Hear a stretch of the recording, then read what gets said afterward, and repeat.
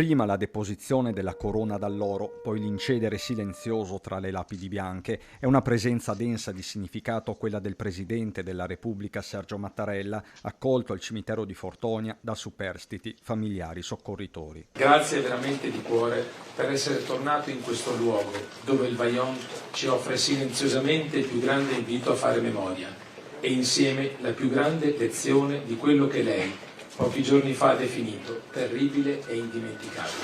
Una lezione che deve vedere in prima fila le nuove generazioni, le stesse che hanno intonato al capo dello Stato i canti della memoria.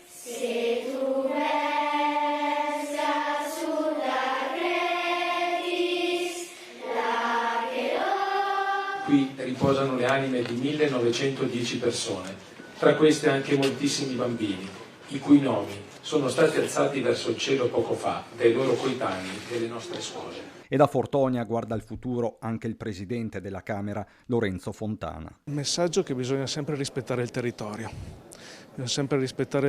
le comunità locali, ricordarsi sempre che sia importante creare le opere, però bisogna sempre farlo nel rispetto totale del territorio. E forse finalmente si sentono ascoltati i superstiti, nei loro occhi l'orrore in 60 anni non se n'è mai andato. Sono riuscito a vedere solo mio padre, che ha fatto un volo di circa 2 chilometri a Castellavazzo, e tutto il resto, tutti i restanti familiari.